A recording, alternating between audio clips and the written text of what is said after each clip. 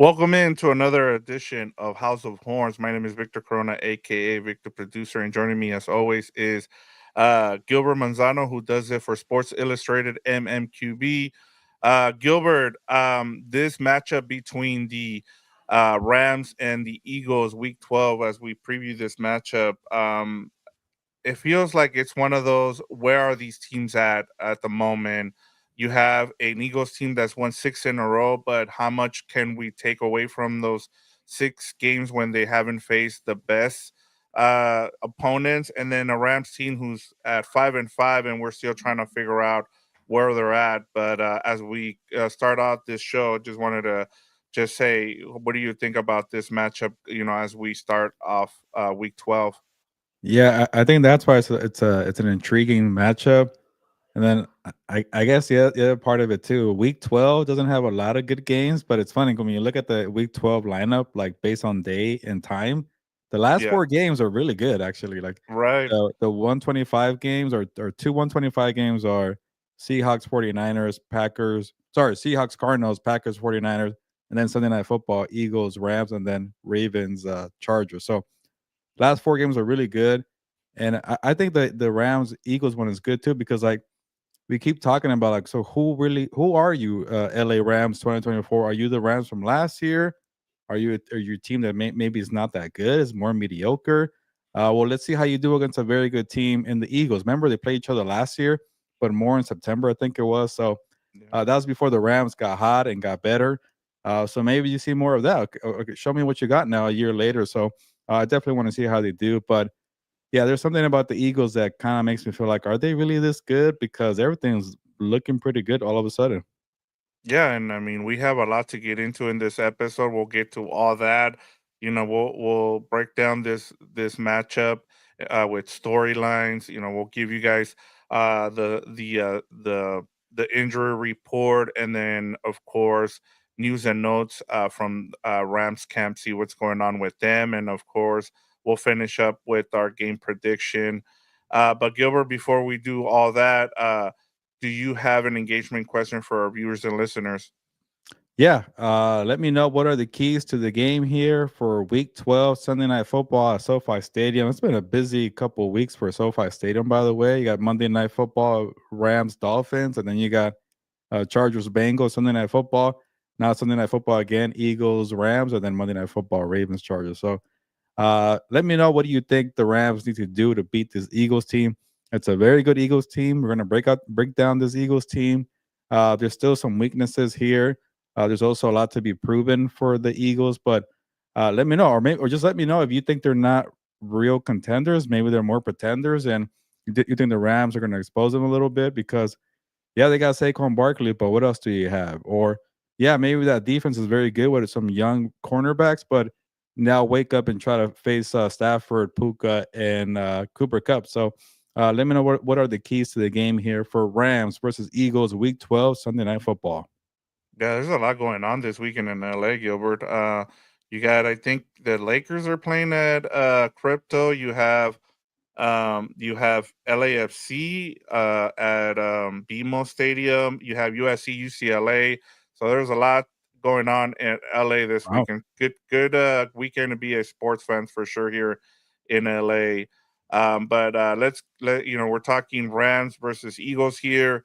And as you said, the keys I think are going to be huge in this game to see. We'll get into it in terms of who has the advantages here. But let's start off with Rams Eagles news and notes plus the injury report. So first off, Cam Kitchens Gilbert wins his second Defensive Player of the Week. Yeah. He becomes the first defensive rookie since 2019 to win the award twice in a season. So he's been really impressive and just continues to highlight how well this rookie class has been for the Rams. So another, I know this is an award for Cam Kitchens, but Leslie's got to feel really good about his rookie class and how well it's done. Yeah, I remember hearing good things about him when they drafted him. I think what third round pick, I forget. A lot of people raved about him, being athletic, being a ball hawk, having a nose for the ball. And then you didn't really see him in September or even training camp. I don't think he really stood out to me. Yeah. And I'm like, okay, what happened to this guy? I wanted to see more of him, and then he's starting to get more opportunity. He's starting to figure it out. Even like a guy like Cam Curl was a little slow. Uh, even Quentin Lake has his ups and downs. So it created opportunities for Cam Kinches. And then the second he got in there, started getting more snaps. He was creating plays. He was a playmaker. And we kept saying, like, okay, you keep getting burned down the field. Can you at least make a game changing play? Can you at least shift the momentum? Can you get an reception? Can you do a little more? You could bend, but don't break.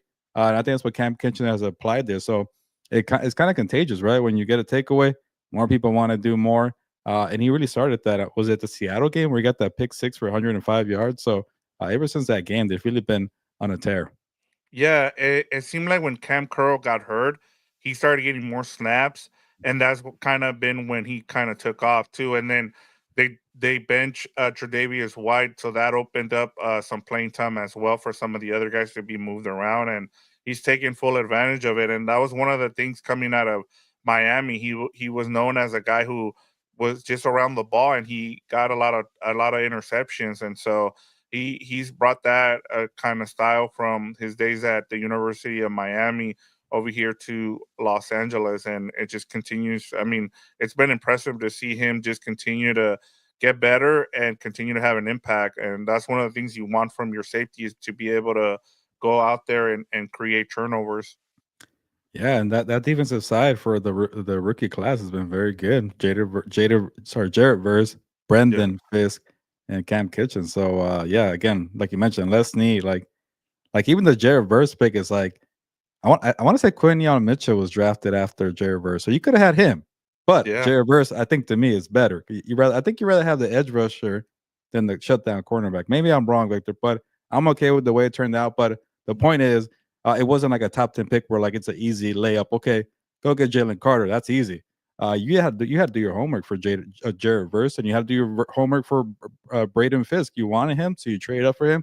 Same thing with Cam Kitchens in the third round. These are all great scouting reports by the team before the LA Rams there in less need.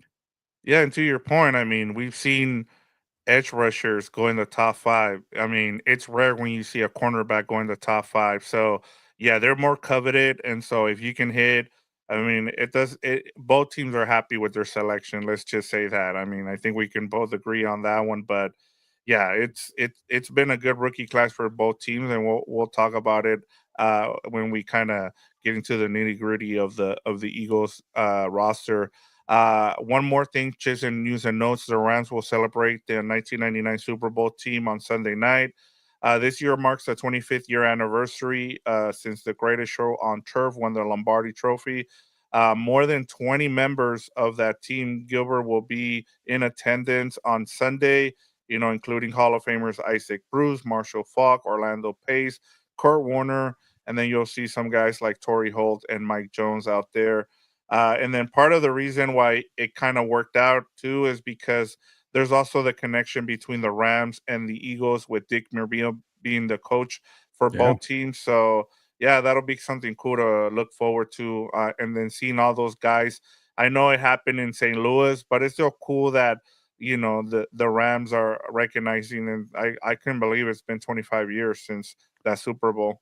Hey, maybe we should watch that Kurt Warner movie biopic before the game. Yeah, don't. I actually never seen it, but it looked pretty bad from the clips I've seen. Yeah, But yeah, don't do that to yourself. But I know Dick Vermeil was in it, or I guess not him, yeah, but the character.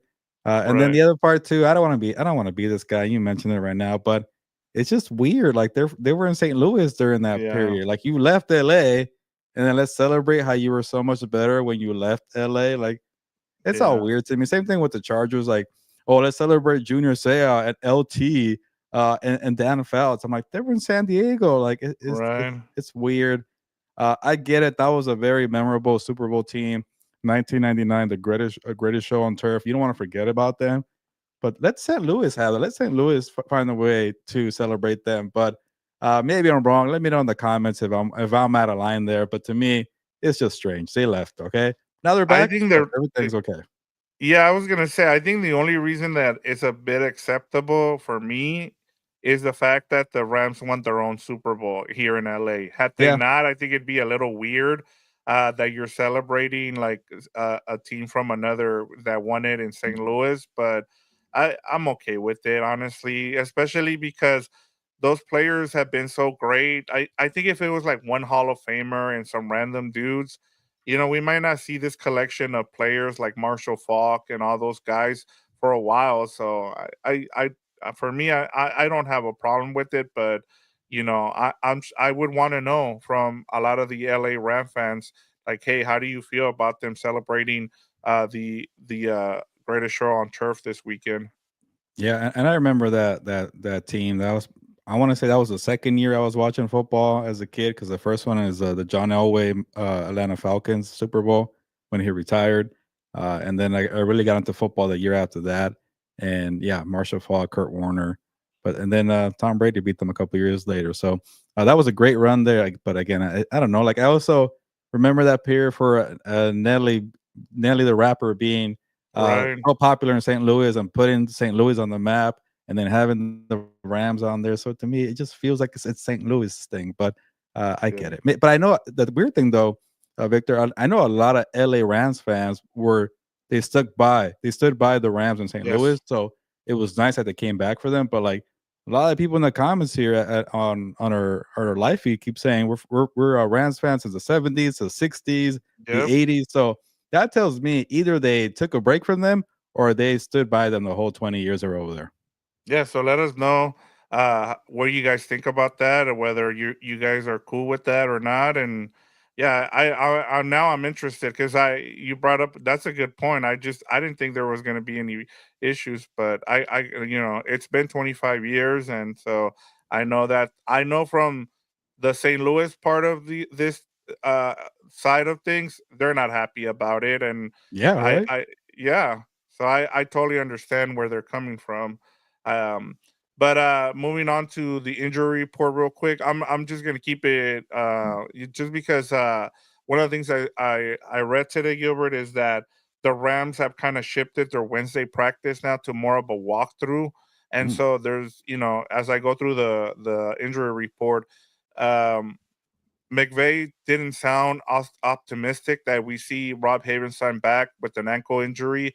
He did not practice today, so it'll be up.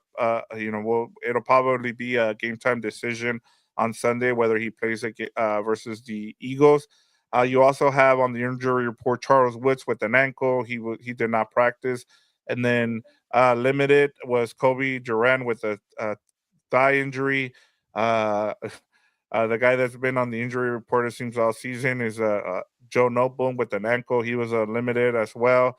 Those are the ones. One of the things that I thought was a big takeaway for me that I saw post I think Monday with the when he had the Zoom call with the B reporters was that he said no new injuries to report from the Patriots game. So I think the Rams have finally gotten to the point where they don't have injuries to worry about, Gilbert. Yeah, no, that's a good thing. And, I want to say Sean McVay has done this for a while where you get to the second half of the season or when it Yeah. gets darker sooner, they kind of scale back and don't have too many, I guess, physical practices at the end of the year, especially not on a Wednesday. You kind of save that for Thursday. Then you recover a little more on Friday. So I get that there, but yeah, it's good that the injuries are not really a thing. I like that we saw, there's no Puka Nakua on the injury report, so he was fine. I guess. What did I see that he? Yeah, he Yeah, threw up. yeah, he threw up. That's what I saw. He definitely probably got the wind knocked out of him. So you know, the point I was trying to make with Puka Nakua, yeah, that I was kind of worried about him because remember he was on the injury report pretty late, and then he went to that Yeah, Seattle against the game, Seahawks, and then got he got ejected, ejected. and then he didn't look that great in Miami, but it could have just been a bad game for everybody. And then he looked like special and great talent there that he is in New England. So everything is fine, but he just threw up. Yeah, yeah. He landed on the ball on that touchdown, and then next thing you know, he threw up. I think this is the second time this year he's thrown up. We heard Yeah. that during training camp he threw up working out with Cooper Cup. So yeah, it has not been a good year in terms of that for Puka Nacua. And then just wanted to give you a couple names here that are in their injury report for the Eagles. defensive end Bryce Hubb with the wrist did not practice. Also, Devontae Smith with the hamstring did not practice. And then limited in practice, N'Kobe Dean with the groin and Jalen Hurts with an ankle. My guess is N'Kobe Dean and Jalen Hurts are going to play, but yeah, seeing Bryce Huff and Devontae Smith on the did not practice, it's a little bit worrisome if you're an Eagles fan. Yeah, I haven't really kept up with Devontae Smith's injury. Hopefully, maybe it could be something that's been occurring in the past because he's had some injuries. But the Bryce Huff one sounds concerning. He was playing with a cast, and I want to say he needed the hand to be looked at. So I got to double check. But the Bryce Huff one sounded like there were some reports that came out of it where like people are wondering if he's going to play or not. But he tried playing the last 2 weeks with a cast there, and maybe it got worse with the injury there. But I don't know much about Devontae Smith, but those are two key players there. But it's interesting because these Eagles, man, they know how to like find pass rushers, even though they might not be star players. They know how to get production. Josh Sweat is still very productive. They brought him back. Remember, he was about to get cut and he wasn't. Even Nolan Smith has been very productive too. Their first round pick from a couple of years ago. So, but they're better when they have Bryce Huff ready to go. Yeah, and he was a big free agent signing, and a lot of people were wondering about that signing just because a lot of his production came, with limited snaps, and so I know I know Eagles fans have been frustrated with his production so far this season with Bryce Hubb. So, but let's move over now to Rams and Eagles storylines. Let's start off with the Eagles. I'm very excited about this matchup because we get to find out where these two teams stack up. And we talked about it on Compas, on the Four Compas yesterday in terms of the Eagles and how we feel about them. As we talked about, they come in, winners of 6 in a row in this matchup against the Rams. And but some of the teams they've beaten, Gilbert, are not going to blow you away. You got the Giants, the Bengals, the Cowboys, the Browns, the Jaguars, and the Commanders. And I the best win they've had in that streak there was the Commanders, and I think that's when we both kind of took notice of the Eagles and said, okay, we now think that they should be in that upper echelon of the NFC, and so. But also, Gilbert, when you look at this roster and how they played on both sides of the ball, you can make the argument uh, that they might have the best roster in the NFC. They're one game behind the Lions at the moment. And so the question I have to ask is that this is something we didn't get into yesterday on Four Compas. Are the Eagles the best team from top to bottom in the NFC? When you look at their roster wise compared to what you see from the Lions and the Rams have faced the Rams if they matched up well against them. So how do the Eagles stack up from top to bottom? They're up there, but I still got to give it to the Detroit Lions. That's probably the best roster in football. Yeah, maybe their defense is not that great, but they play well, and I think the interior or the defensive line is very good. You just don't know the names, like Leo McNeil, who just got paid as a stud. So they got some good players there, and obviously you don't have Aiden Hutchinson, but say he was on the roster, like that's still better than whatever they got in Philadelphia. You did have Sedarius Smith there. And then the offensive line, I think I'll still take Detroit's over Philadelphia's. They're still pretty good. Those are probably two of the best O lines in the Oh yeah. NFL. Hmm. And then I guess wide receiver, you could give it to the Eagles there with AJ Brown and Devontae Smith, but I still like Amon-Ra St. Brown. And Jameson Hmm. Williams has been pretty good this year, right? And then the quarterback, I think Jared Goff gives you more than Jalen Hurts. I think Jared Goff, uh, which is a little wild to think, but I think Jared Goff, when Yeah, he I'm has these surprised by that coming from you, but he has I these days where he's just perfect and he's a better passer. He's a better pocket passer. He knows how to get the ball out. He's a little more consistent. Yeah, the 5 interceptions from Jared Goff was a little scary, but it's like Jalen Hurts is too erratic. He's way up and down. And if he doesn't have AJ Brown, he kind of is a one read guy and he panics a little bit and he goes for the run and it's good. He's mobile. He could do that.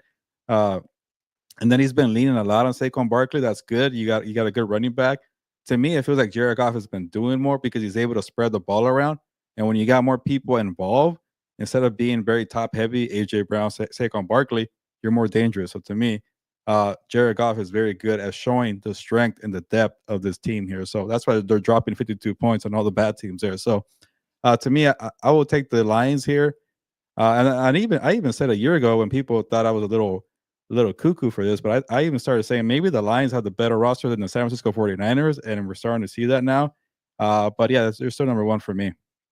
Yeah, and part of the reason why I brought this up was because I started looking at this roster, and I'm like, roster wise, I think they have a better roster than the Lions. The difference is that I think that what the Lions have works better, and that's why they've been able to blow teams out. I don't think things have come together as well as, we've seen with the Lions, with the Eagles. The Eagles are still they are still struggling to put teams away, and I think that's part of the issue here. Why I don't think people aren't, taking them as a big threat, to beat the Lions if they meet each other in the playoffs. And I think part of it too, it starts up top with Nick Sirianni, and then some of these, whether, however you feel. I think the big advantage that they have now is with Big Fan Show, and one of the things that I've really liked about the Eagles is it's been organic in the way that they've built this team. Because my biggest issue with Howie Roseman was he always went and got the big name, and he just felt like, hey, if I go get the big name and I patch things up, that'll, at least keep us in the conversation as one of the best teams. And the way he's gone about it, you look at this roster, as you said, they have a Pro Bowl at every side of the ball, whether it's, you look at the defensive line, Jalen Carter, as you mentioned with Aiden Hutchinson and the Lions. You look at their linebacker now with Zach Brown, I think is his name, the Bond. linebacker who came, yeah. And then, in their secondary, you brought up Cooper DeJean, but Quinn Mitchell is, he hasn't allowed a touchdown in all his snaps this season. Going up guys against like Mike Evans, Malik Neighbors. Like, you just go down the list, and he's had the top guys, and he hasn't allowed a touchdown this season. And then you look at, as you mentioned, on the offensive side, like, it's one of the best offensive lines. Even though they lost Jason Kelsey at center, you have Jurgens, Mailata, Lane Johnson, who's the best right tackle still in the league. I know that a lot of Charger fans would argue it's Joe Alt, but he's still a rookie, you know. And then, Dallas Garner as a tight end. So I mean, but like you said, I think for me, the reason why it's still the Lions is because, they just have this chemistry about them. And there's no doubt right now, we've seen them just blow out teams. We haven't seen that from the Eagles. And I think that's why a lot of people don't think that they're on the same tier as the Lions. And then they have depth too. Like I think that's the underrated thing. Like when you lose Sam Laporta for a week, oh here you go, Brock Wright, go make a play, and you could do it. Jameer Gibbs, David Montgomery, so it just feels like they have a lot of depth. And the only thing that they're really weak at is corner, but they got a bunch of safeties too, and they even got the nickel Brian Branch too. So they have playmakers all Mhm. around. Maybe linebackers a little weak. I'm still waiting for Jack Campbell to kind of emerge a little bit, He's but taken a he's step doing okay, forward, right? though. Yes, yeah, he's been better this season, Gilbert. Yeah, so like as a first round pick, maybe that's why I want a little more. But they just have depth everywhere and playmakers. And yes, I get that corner is a little shaky, but they're hoping Terry Arnold does something and Carlton Davis. But the Eagles have the advantage there because of Quinion Mitchell. But the one thing I gotta credit Howie Roseman, like, I know a lot of people gave him crap last year for the collapse there, but like all these draft picks are all from 2022, 23, 24, and they're all stepping up and they're filling in. Like some people got worried about N'Kobe Dean and Mhm. Jordan Davis. They just weren't ready to play last year. Now they are. So Yeah. that's credit to Harry Roseman. We just expect people to be ready. It's like the microwave era. Okay, cool. Put them in the microwave, come out, be starters right away. And sometimes it doesn't work out that way. It takes, 3 years, maybe four. After that, you're pushing it. But, I think it was just maybe too early for those guys. But yeah, maybe in a couple of years we'll say, yeah, these guys from 22, 23, 24, maybe they're the best roster in the NFL, and that's the beauty about planning ahead and building depth that you're able to sustain that for long stretches. Yeah, and part of it, as you mentioned too, is having a guy like Vic Fangio. I mean, we saw what he did with PS2 and with the Broncos, and now you're seeing it here with Mitchell.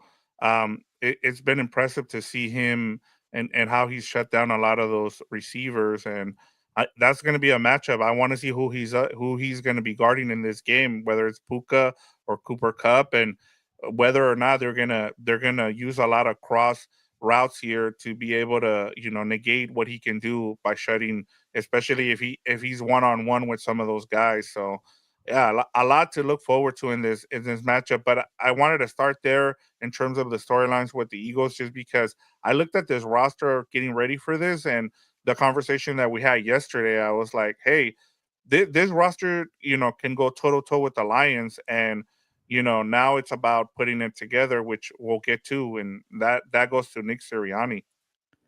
Yeah, that's kind of the wild card, and I think that's where people hesitate for the Eagles here, and even me, I had some hesitation. I was more like, can we give the guy a break? Like he's not, having a bad roster. Like why is like I feel like Brian Dable gets more respect than freaking Nick Sirianni. He went to the Super Bowl, got Yeah, them to 10-1. They're now 8-2.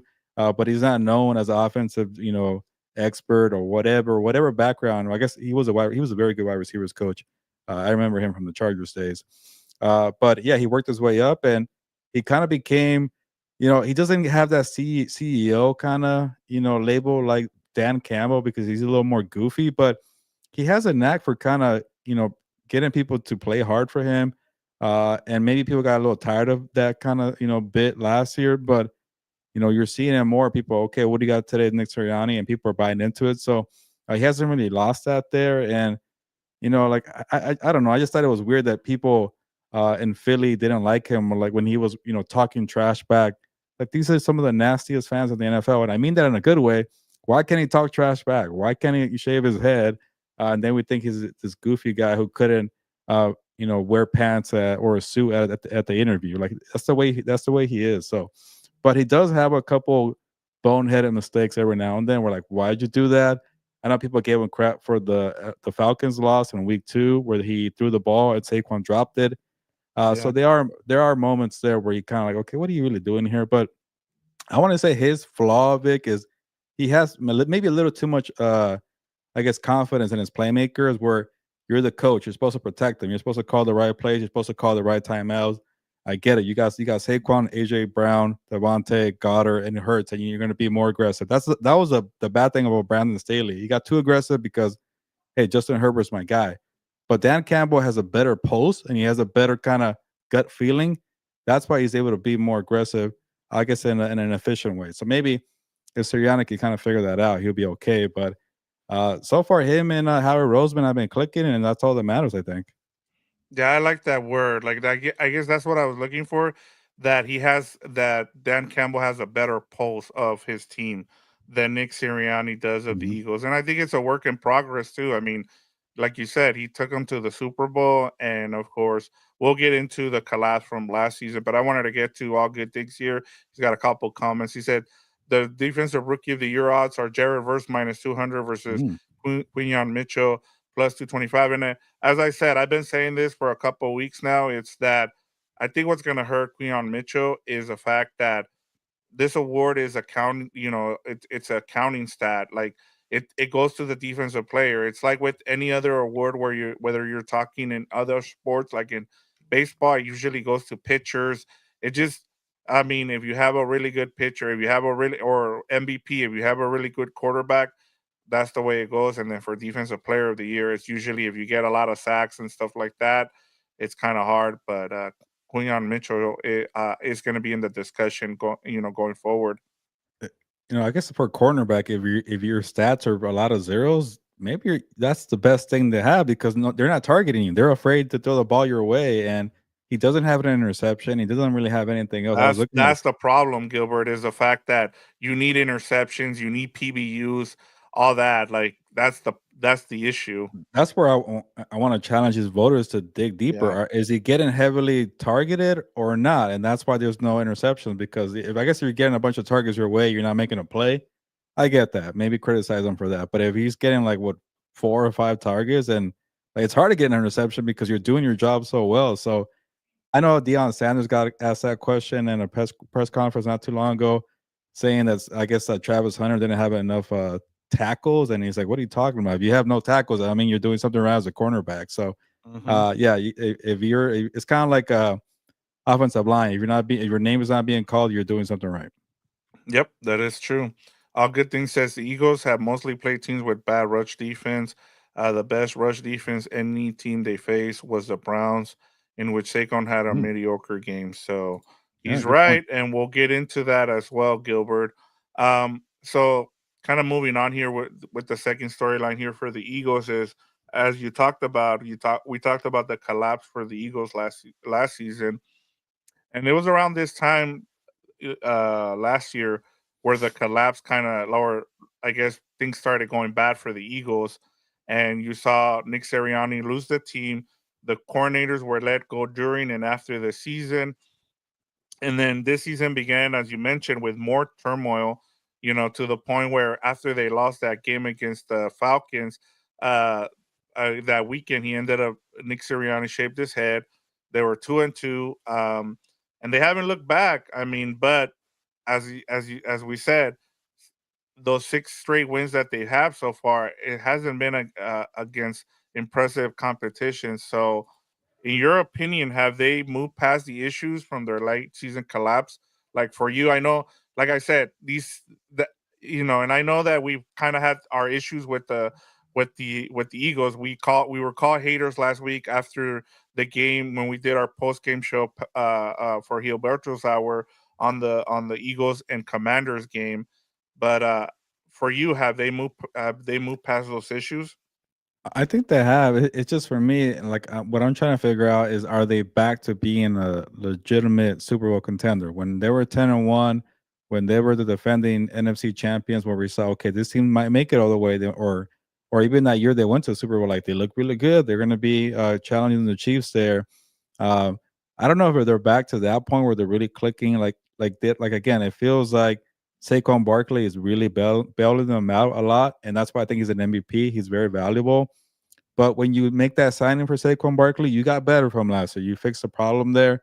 I know DeAndre Swift wasn't, that bad. He had a strong start when they were 10-1, but he's not Saquon Barkley. He's not a game changer like that. And then Cam Jurgens has been doing pretty well as a center to help out with the Jason Kelsey transition year there. So again, credit to Roseman for thinking ahead for that one. They drafted him in the second round a couple years ago. I think it was 2022, and Jason Kelsey kept playing. So okay, be a guard, and then now he could be a center. So that was a good plan for them. But a lot of these weaknesses were like they were really bad at linebacker. Again, Kobe Dean wasn't ready to be an everyday starter. Then they bring in a veteran to pair him with Zach Vaughn to help him out. That's been a good little duo there. They look very old in the secondary last year. I'm blanking on the other cornerback. He's still on the team, Slay, but Slay, no, not Slay. The other one that he was like an all pro for the Giants, and I already forgot his name. But I'll look it up in a bit. Uh yeah, he was really struggling. Slay was struggling.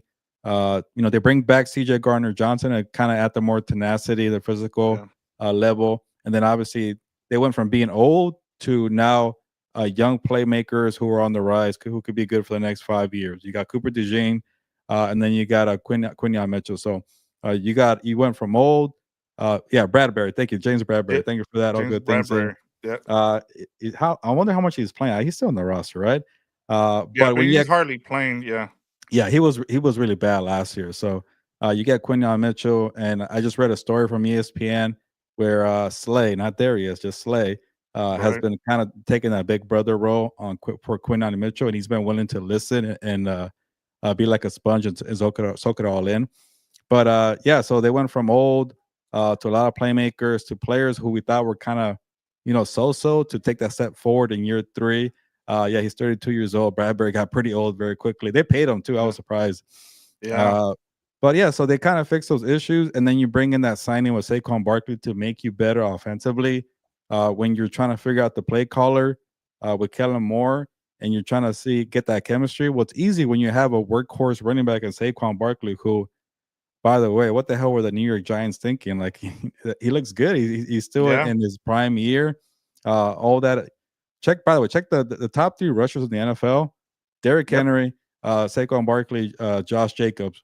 They're all new teams. They all got paid Oh yeah. as free agents. And you know who's the fifth highest rusher in the NFL? Jameer Gibbs drafted in the first round. So what the hell do we know about running backs being Oh yeah. overvalued? First round pick, free agent signing. So yeah, Barkley has been at the forefront for the comeback year for the running backs here. Yeah, and I mean, just to your point, I think that's the thing for me. Kind of adding to it would be the coordinators. He got it right. He hired the right coordinators.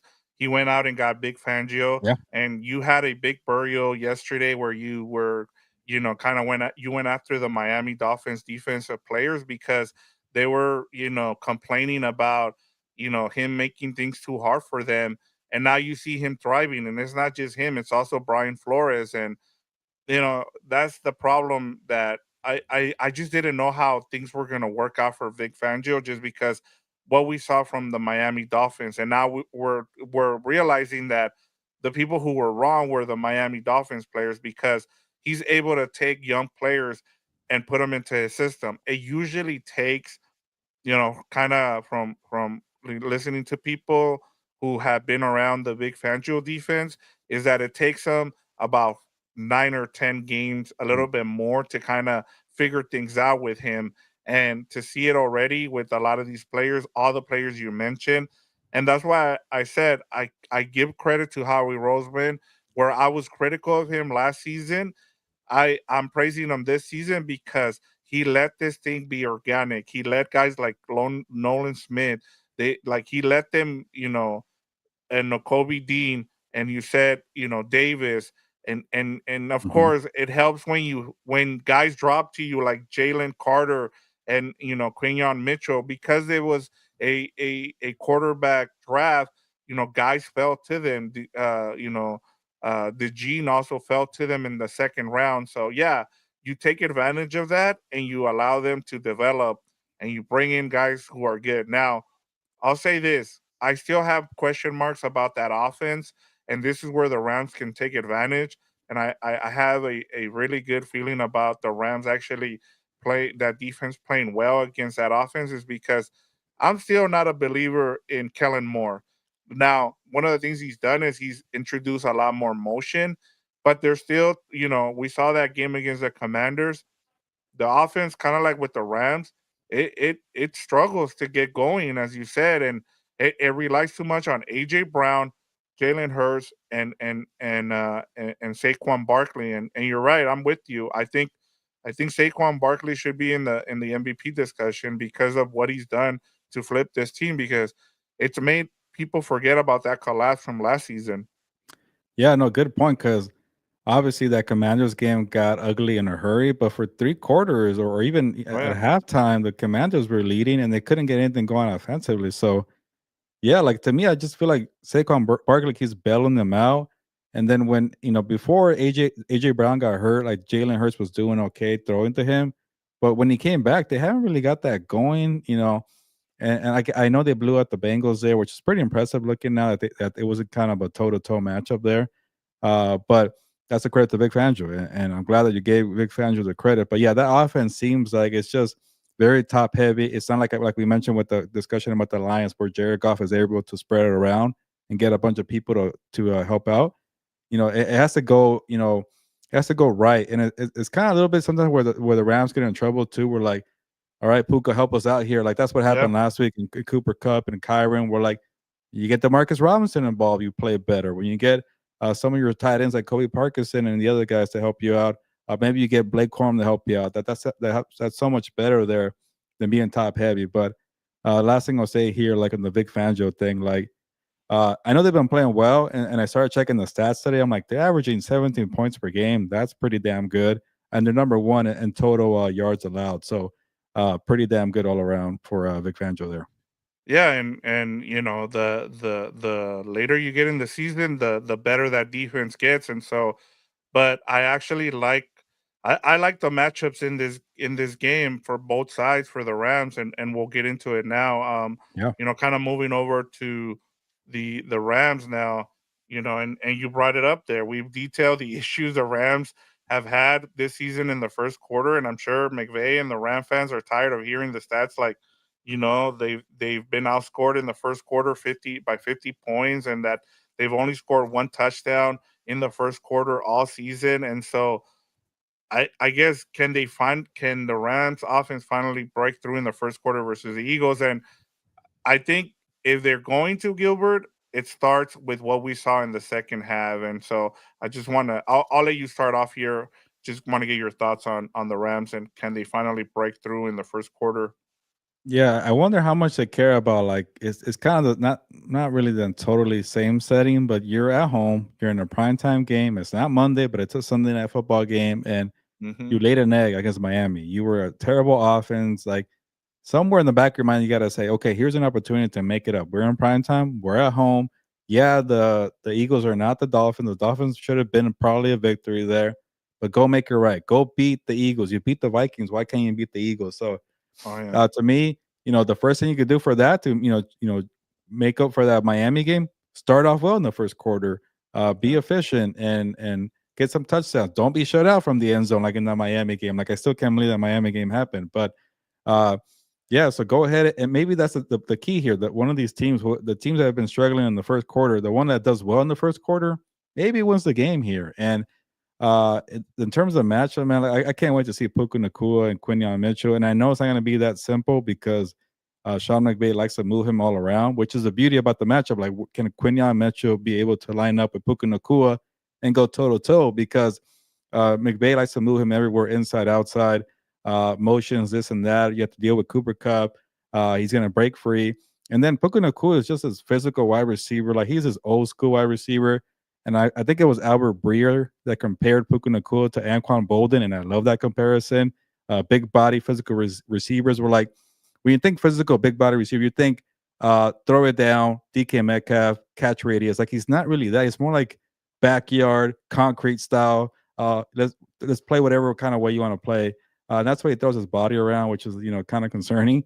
But I kind of like that, and it could be a problem for like a young cornerback of Quinton Mitchell there. But yeah, establish Puka Nakua early on. You know when he gets rolling, good things happen. You got Kyron Williams too. He's not Saquon Barkley, but Kyron Williams is pretty damn good himself. So put this offense there and have them break through in the first quarter. Maybe you set the tone that way.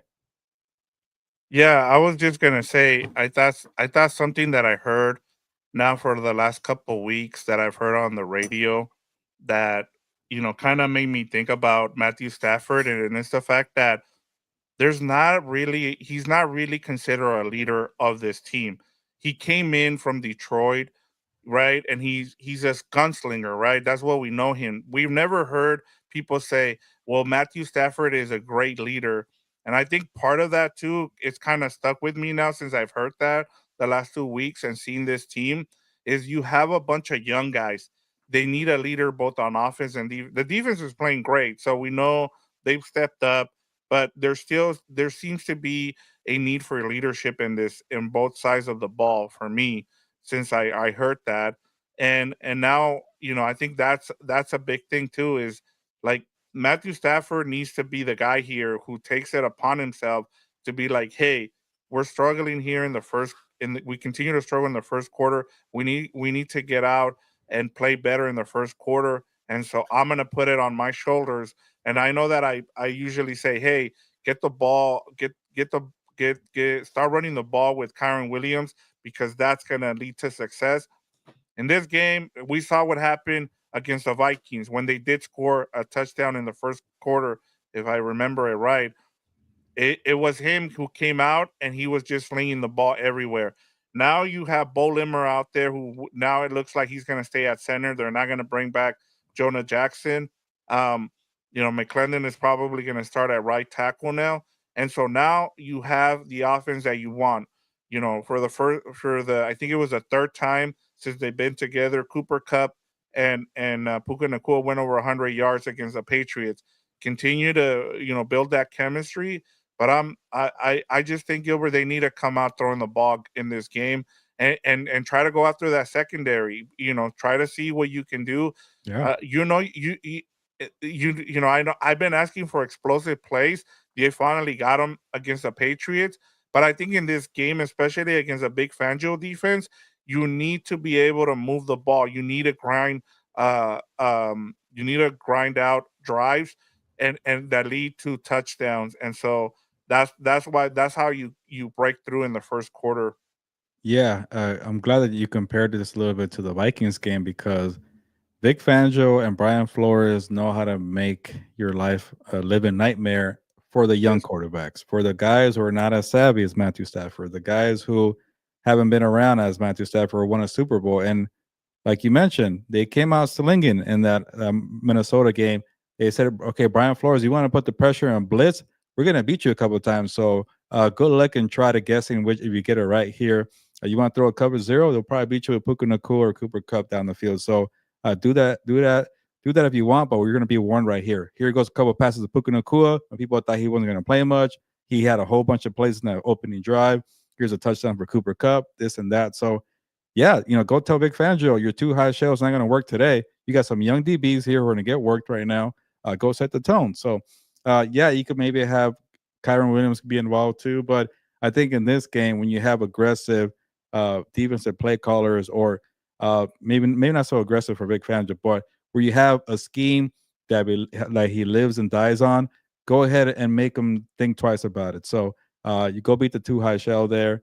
And yes, don't be predictable here. So the Eagles and the Vikings are kind of in the same power ranking, I guess, area, especially when it comes to the NFC.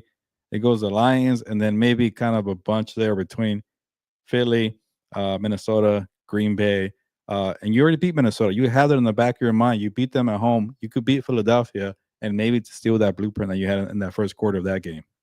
Yeah, and I mean, go after them and see what you can see how you can go down. And you know who's going to have a big game in this game? I can already guarantee you is Demarcus Robinson, because all the focus is going to be on Cooper Cup and Puka Nakua.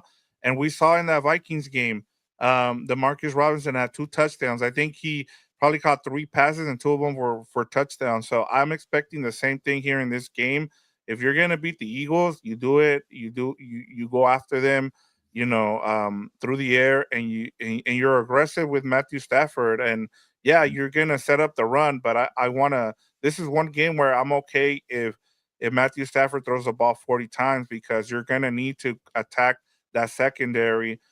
Just because they're, as all good things mentioned, their run defense might not be as good, but as you need to go after this secondary. It's still young, and that's the way you go about, beating a too high shell. So and McVay has the offensive scheme to be able to do it. So um now moving over to the other side, Gilbert, the defense continues to shine, even though they're young, along all three phases of the D line, linebacking crew, and the secondary. So I'll put it to you. Like, we're gonna get right into it. How does the young Rams defense slow down this Eagles offense?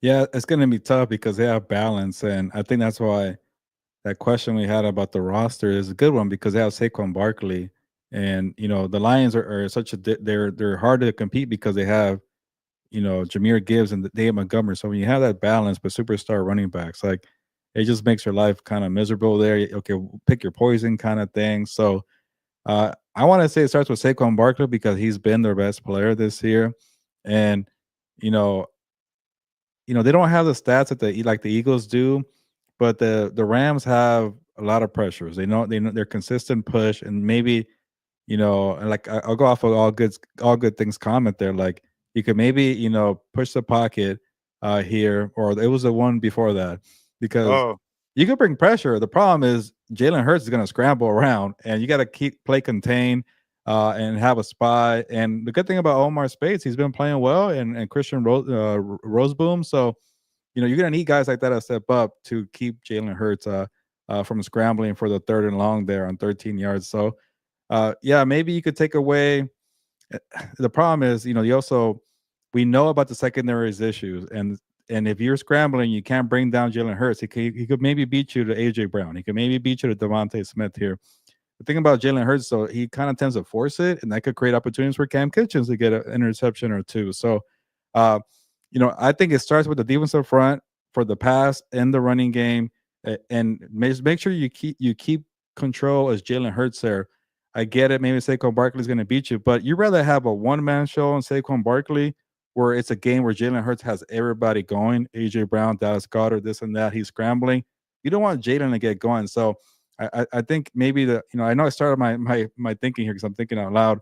Maybe Yeah, focus on Saquon. It's tough because Saquon's really good, but right. sometimes when he becomes a one man show, maybe that's better too. It makes life Yeah, easier. But I just remember the secondary being so bad that you don't want AJ Brown to get going either. So it's a tough right. matchup, and these are things that Chris Shula has to do. He gets paid much better than I do, so I'm just thinking out loud here. And yeah, I don't want to see AJ Brown and Devontae Smith light up the secondary either.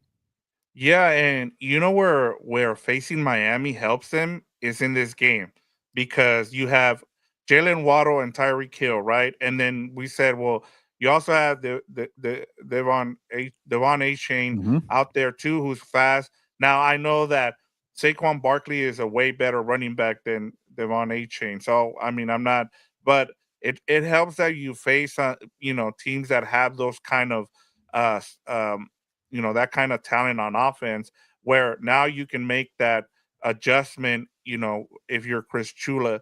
Now, one of the things too, Gilbert, that you didn't bring up, and I'll bring up here with Jalen Hurts, is that he still struggles with the blitz. Like we saw him with the Buccaneers with Todd Bowles, where he Yeah. just blitzed the you know what out of him, and he had no answer for it. Now, I understand that the Commanders present a different defense, and they came out in the first two drives, they blitzed him, and he didn't do much in those first two. Then after that, he got hot. He was able to kind of figure out when they were blitzing him, and he was able to play way better against the blitz against the Commanders. But I just feel like the Rams have a better defensive front to be able to put pressure. We've already seen that they're one of the best teams at creating pressure. My thing is, how do you go about stopping Saquon Barkley? That to me is the biggest key, which is Yeah. our main focus here. If you're a Rams defense, the And he Rams can defense, catch and too. He's elite at catching the football yes, too. yeah, and yeah, he leads the league in all purpose yards too. So I mean, that's the thing too, Gilbert. And Michael Armenta Sr. brings up a great point there is and then you also have the Josh Carty thing that was brought up today. I can't the last 2 days I keep hearing uh, um maybe it was asked about has he lost confidence in Josh Carty because he didn't go Mm. after that field goal and then he missed that 27-yard field goal. He had a chance to kick a 52-yard field goal late in the game and he chose not to. And so there's also that. But getting back to the defense here, um, yeah, it's going to be a challenge, but I'm with you. I don't know. That's why we can sit here and try to figure out how they're going to go about stopping, but like I said, Saquon Barkley is a number one priority. But then, as you said, then you're leaving AJ Brown and Devontae Smith on the outside. You also have Dallas Garter. You have a really good offensive line. So it's going to be a challenge for this Rams defense to try to. And I guess I guess if you want hope, is that Kellen Moore decides that to call a terrible game, which he's known for, Gilbert. Yeah, and the thing about maybe obviously if it's a Saquon Barkley one man show, like that works when you're beating up on the Browns and you're beating up on the Giants and to a degree the Commanders too because Jaden Daniels is not healthy and the Commanders are a young team. They don't have the defensive front that the Rams do. So maybe let them keep playing that way where Jalen Hurts doesn't get into a rhythm. Maybe Yeah, they keep asking Saquon Barkley, please save the day. Well, you're going to SoFi against a team that has a good defensive front, and you have a dangerous offense. So it really depends on the offense. Like if they're going to lay an egg like again, like they did in Miami, go home. You're not going to beat the Eagles. If even if you get to a slow start, like where your 10 a.m. body clock couldn't keep up with the Patriots in the first half, go home too. You got to have that yeah. Minnesota game where, like I remember telling you that first quarter or the first you know The two the first first half, the yeah. first two drives for each team, they all scored touchdowns. It was four touchdowns in a row. That was beautiful football. If you get into a competition where like, hey, we're just as good, it really just changed the mindset of the game and the tone. So yeah, you're in that first half. You're right. It was really exciting. What happened in the second half? It was like a slow kind of playoff game. Made the Right. best team win. The best physical team wins, and that's what happens. So when you're facing these teams, like last year, it felt like the Rams weren't in the class of the Eagles. Like yeah, that I know it was a one position game or one score game at the end, but like they were really never in that game. You want to feel like you are in that game. You set the tone in the first quarter. Yeah, and I just go back to that Minnesota game this season, as you said. I know it was a Thursday night game, but um, it was even more impressive with that it was 3 days after playing on Sunday, and the way they put things together. That was that first half, and then that second half against the Patriots have been the two best halves we've seen all season. So, yeah, And that was a terrible offensive game against the Raiders. You just yeah, don't expect with this damn Rams offense. They're up and down all the yeah. Before we get to our game predictions here, and we give you the line here for this game, I want to make sure we cover all everybody's comments here. All good things says I'm ready to lose it when Hurts is scrambling for 13 yard when it's third and long, and they're gonna use him on the run here. Expect him to scramble out and try to find receivers, and I think that's another thing too, Gilbert, where the game was lost against the Dolphins was Tua getting outside, and that's when he was able to complete passes. Was him scrambling around and making something out of nothing. Another thing from All Good Things says, why not use Tutu and take some shots down the field?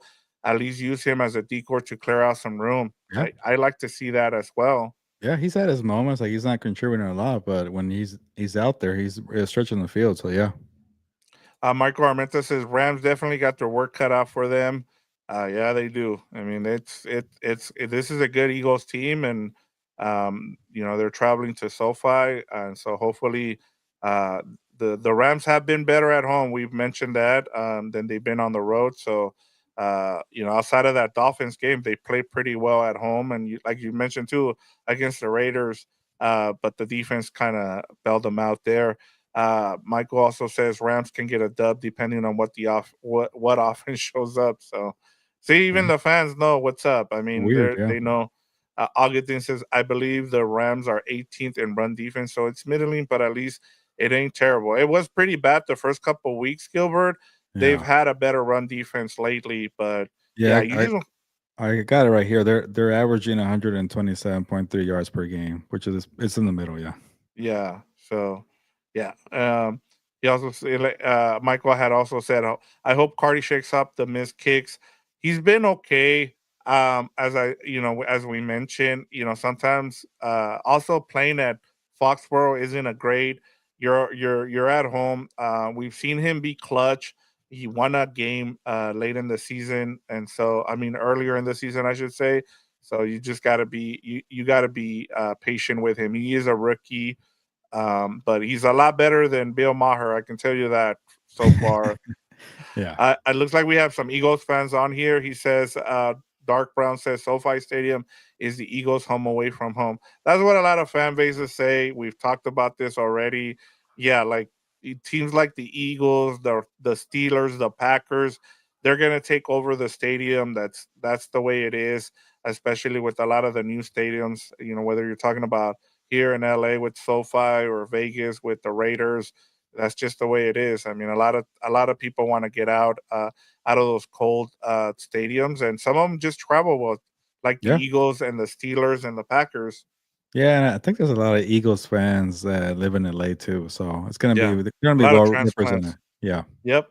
All good things says, hoping Michael Hoyt will continue to be effective with this cheetah package. I just don't want to see him having to cover a guy like Tyreek Hill, or like what we saw against the Dolphins. I'm like, well, I don't need to be seeing 97 out there trying to cover some of these receivers. Dark Brown says Stafford remembers what Carter did to him last time. Yeah, he did hit him pretty hard last season. And then one more here. Michael Armenta says Eagles will lay an egg. All right, Gilbert, let's get to the betting of this game, the betting side of this game. The Rams are 3-point underdogs. The over under is, did you change it to 49? Did it go down to yeah, 40? I yeah. saw it at 51, but It if got it's lower. 49, it got Yeah. lowered. Okay. What's the right side of this line, Gilbert? Yeah, I thought that was way too high. So I checked right now, and it's some places have 48 and a half, and a lot of people or another places have 49. Let me double check the spread here just to be safe. Yeah, I've And checked it like 3 times. It stayed at yeah, 3 the whole time. yeah. The only one that has -2.5 is DraftKings, but the other ones are all -3. Yeah, Uh, so yeah, so it's weird. Like going back to, I think was it Michael that said this, or who agreed with us about which Rams offense is going to show up. Like part of me is like maybe they could take it to them. We didn't expect the Rams to beat the Vikings, and they did. mhm, They had a pretty nice offensive showing in New England, but that's New England. I just don't know what to expect here. And then part of it too, like I want to say the Rams could put a better performance than the Commanders. And the Commanders were pretty good for the first half, and I think the Rams could do one better. So I'm gonna say also they're the home team. I'm gonna say mhm, they could cover. I don't like this. It's kind of a small line, but I think the yeah. Rams could cover. Maybe it could end up being like a 1 point game or 2 point game, game winning field goal at the end or whatever it is. But I will go under on the 49. I'll say the Rams could cover here. I like the Rams a little bit, but I just worry about their Jekyll and Hyde kind of attitude here. Yeah, I'm with you. When I saw this line, I thought it'd be like 5 or 6, to be honest with you, and then I saw it was 3. It hasn't been betted down, it hasn't been betted up, so a lot of people you see, All Good Things says only 17% of the public betting on the Rams. So the line Yeah, hasn't even moved because of that, even though what is it? 83% of the money is on the Eagles. The line hasn't moved, Gilbert, which mm, tells me that yeah. a lot of the sharp money is going Mhm. towards the Rams in this game, which kind of makes me agree with you. You're the one that talks to people in Vegas, so you know what's up. And if I'm, we talked about this last week on Humberto's Hour, where it came with when the 2.5 on the Bills. I said I'm going the other way on this bet just because when the public gets involved here, you want to go the other way. And I'm with the Rams here as well. I think they cover in this game. And last time when they faced the Vikings, they hit the over. They barely hit the over, and that was on that safety. So I would not touch this over under, Gilbert. If I'm I'm not even I sure if won't I do would it. touch this game at all to bet on. It's just Yeah, there's too much going on here. yeah, Yeah, I could see that maybe the public starts betting on the Eagles because the Eagles have been better, but that's not to no offense to the public, but that's just simple yeah, minded way of thinking. Like, oh, because this team is doing better, but like yep. the Rams are at Yeah, home, people they're a are gonna talented see, team. hey, 6-game winning streak for the Eagles, not knowing that, hey, they haven't played a lot of good teams or having Yeah, to travel. Like, there's all that, and people just fall for it, and it's like that's just the way it is. but And to you me, also kind of it's like I'm just gonna probably leave it alone. But because you're yeah, asking me the question, I wouldn't mind taking the Rams. But it's not yeah. gonna be my top 5 best of the week. I'll tell you that one. Like I can't do that. But yeah, it should be an interesting Yeah, one. even All Good Things says I agree. The sharp money seems to go with the Rams. So yeah, yeah, like that's who I would follow is the sharp. I'm not following the public, especially when 83% of it is going to the Eagles. Like you're Hmm. talking about gambling here. We're not talking about whether or not the Eagles or the Rams are going to win this game. We're talking about how are you going to bet this game, and so that's where you win money and you lose money. Yeah, picking a game is easy, but when it comes down to you have 3 points here, yeah. I'm with you, Gilbert. All right, now to our game predictions. This is where we actually, decide whether who wins and who loses. Where are you starting off here, Gilbert? Yeah. I'm gonna take the Eagles just because the Rams being inconsistent just scares me. I kind of feel a little bit like a coward because that Vikings game should have been a wake up call. But then you got the Dolphins game. That was bad. And then you beat the Patriots by 6 points. I don't like that the secondary still allows a lot of big plays. Like Drake May was, dropping dimes on them. And you got to deal with AJ Brown. We'll see about Devontae Smith. I don't know how serious that injury is. But I'm gonna go with the under here, and I'm gonna go with the Rams cover, like I mentioned. So 24-23. That's a total of 47. Give me the Eagles to win by 1 point. But I don't even know. Jake Elliott was missing some field goals last week too. So Yeah. if it comes down to a field goal, oh crap, I don't know. We'll see. But yeah, I'll just go to 24-23 Eagles here. Yeah, and I was gonna bring that up. Jake Elliott has really struggled this season, and it's not just him, Gilbert. Like the big name kickers this season, not the guys that we've seen now, like, McPherson hasn't been good this season. Tucker hasn't been good this Mhm. season. Hopkins for the Browns hasn't been good this season. So a lot of kickers haven't been Brandon good this Aubrey season. missed the field goal finally on Monday night. Yeah, but he's been Yeah, consistent. yeah. But the Yeah, that's names how you that know it's we, bad, but even with that guy's missing, it's pretty yeah, bad. which is weird because I feel like maybe they got together and they were like, "Hey, we got to tone it down because they're trying to change the rules on us because they're saying that we're making it too easy now to make 50-yard field goals." But I don't think that's the case. You don't want to lose games, but yeah, I on our pick with the compas, I picked the Eagles and I looked at this game and like I said, you mentioned the Vikings. I kept going back to the Viking game and I said I could really see the Rams, if they play like that, like they played against the Vikings, I can see them winning this game. I just don't know how they go about or how I get the confidence that they're going to show up like they did against the Vikings. That's the hard part, Gilbert, and I'm okay picking the Eagles in this game because when we both picked the Vikings in that game and they won and the Rams won that game. So I'm okay doing that. We'll take the L's here and say that we're wrong. But as we said, I think this is going to be a tight game, and I feel like the Rams are going to be in this game till the end. As we said, it's going to be like maybe a 1 or 2 point game late in the game, and the Eagles will win this game. But yeah, I'm Yeah. going with the Eagles in this game as well. I until I see a consistent Rams offense, I cannot pick them against. Now, the other thing, Gilbert, putting aside this game, they need a. I said if they're gonna make the playoffs, they need to win this game or the game against the Bills. So if they steal this game from the Eagles, they're in position to make the playoffs. But they need to win either this game or the Bills game because if not, it's going to be a hard road for them to get to the playoffs. Yeah, no, I'm with you. You gotta win one of those games, and why not start off with this game here against the Eagles? The 49ers have a tough one against the Packers, and then there's gonna be maybe somebody has to win that Cardinals Seahawks game. And I'm sure a lot of the other teams in the NFC West are going to be rooting for the Seahawks because then it even tightens the division up even more. Yeah, So the Cardinals beat the 49ers and the Rams, so they have the tiebreaker. So they will and the 49ers beat well, I guess they split. 49ers and the Seahawks split and the Rams beat I guess in a way if well no, it can't. It'll be weird. But if the Rams win and the Seahawks beat the Cardinals, then you're pretty much tied for first place. I don't know if you'll get the tiebreaker, but you'll be tied. yeah, yeah. It and like I said, I think a lot of people are rooting for the Seahawks. All the other teams in the NFC West. Let me go through these comments and we'll get out of here, Gilbert. Uh, he said, all good things said, potential trap bet for Eagle betters. Yeah, again, for me, I'm staying away. I just don't know Yeah, what to make of it, but yes, it's never good when the public is heavy on the yeah, Eagles or Eagles. yeah, Sorry, heavy on the favorites. yeah. All good things said, Michael Hoy will block another extra point. Laugh him. Oh, there you go. Yeah, Yeah.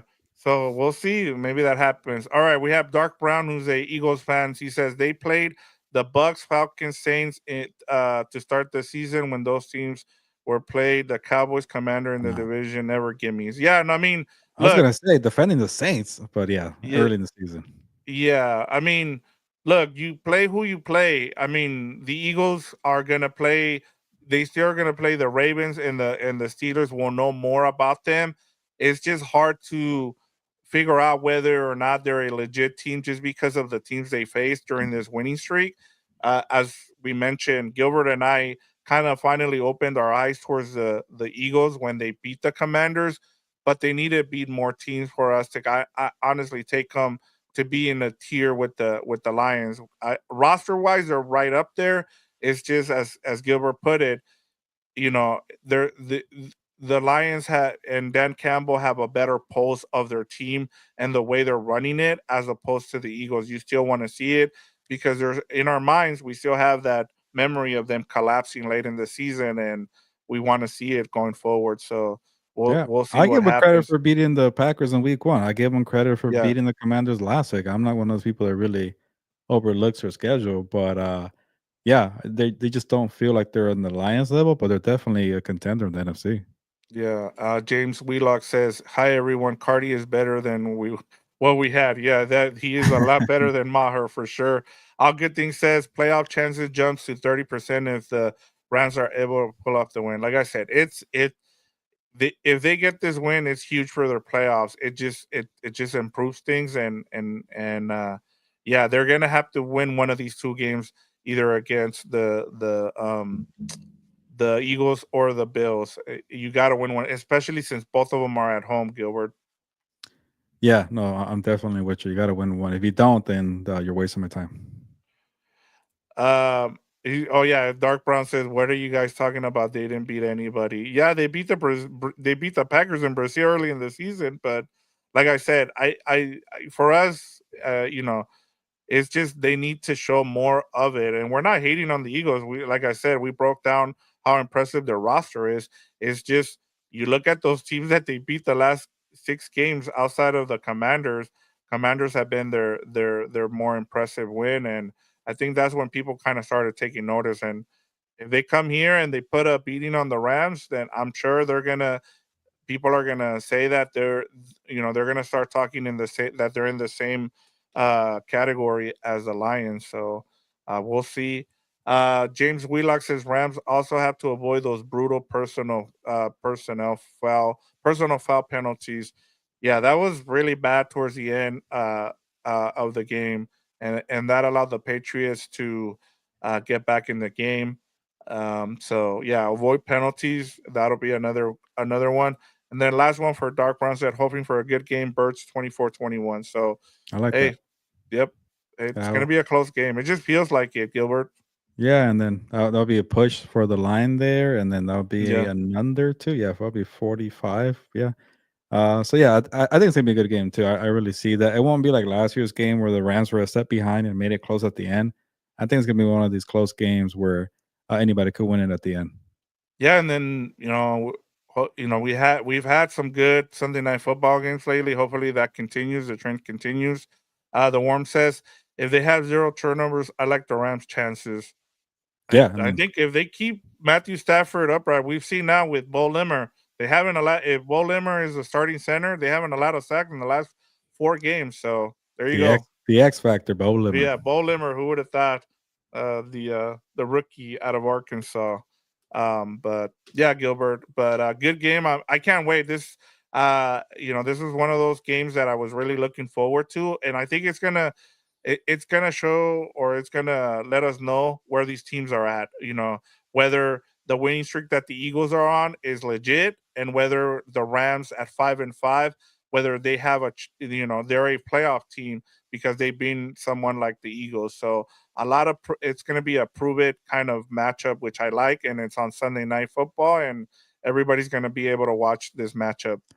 If the Rams lose, I'm gonna say they're not good enough for the wild card. That sounds weird to say, but they're better off winning the NFC West because it's hard to keep up with the Commanders, the Packers, and the Vikings. But if you Yeah, win I this agree. one, hey, you're back in it and you look legit. But I won't be like the end. The end is over because you I don't lose think one so. game.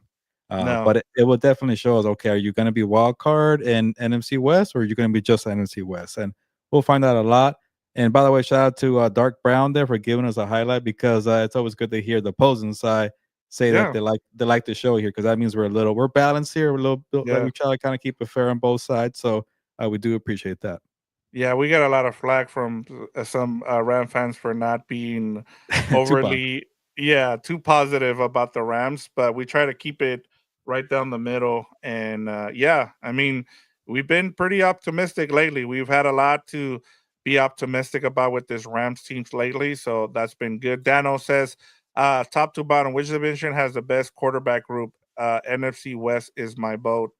That's a good question. I thought it as I because I was kind of doing some research and I was listening to some Eagles podcasts, and one of them said that Jalen Hurts is the best quarterback in the NFC, and I was like, I Oh, would disagree with that, but I don't know about um, that one. yeah, I don't know. It's tough. You got Lamar Jackson and Joe Burrow in one. You got Patrick Mahomes and Justin Herbert. Don't count out Bo Nix. Don't forget about Bo Nix now. Yeah, Uh, I like Brock Purdy a lot, and I like Matthew obviously Matthew Stafford. Yeah, Stafford, but he's Geno Smith. kind of on the way out. I wish Kyler Murray was a little more consistent. Same thing with Geno Smith, but it's still Geno Smith. I don't know if I agree with that one, Daniel. I got to think about it, but it's tough to compete when you got Jackson and Burrow on one, and then you got Mahomes and Herbert on another one too. Yeah, it's top heavy. I think this one is more balanced would Yeah, be my thing, sounds right. but you're right. Like the other ones are more are top heavy, and so it's kind of hard to go away from that. A couple more here. Dark Brown says birds loose.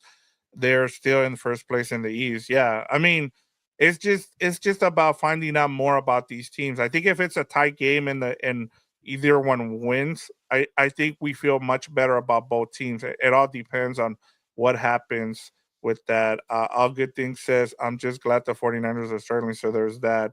Yeah, Yeah, they have they're a not big gonna game pull against the away. Packers. Yeah, they're They're gonna be not. like a 9-8 team. I feel like. Yeah, Dark Brown says I would build my team around Josh Allen. We would all build our team around Josh Allen or Patrick Mahomes.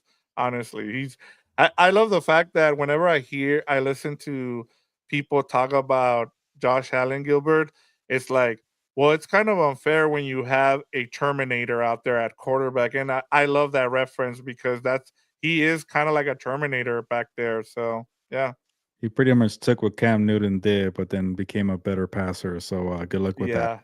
yeah, yeah, yeah, yeah. Just stay healthy, Josh Allen, because he makes the league better. And seeing him out there, he's the best competition for Patrick Mahomes. And we need that just because it's been so lopsided recently. And it sucks that it is what it is with what you get when you build teams, but it kind of sucks that Joe Burrow doesn't have a defense because man, he's playing out of his mind. Yeah, he's a couple plays away from being the MVP right now. But Yeah. yeah, we'll All see. right, Gilbert, go ahead and close us out here. But like I said, I'm excited for this matchup.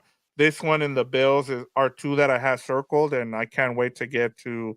Oh, he's got a question for you. I'm gonna let this one. I'll let you answer this one because I know your thoughts. Anthony Richardson or Joe Flacco? I know it's Anthony Richardson.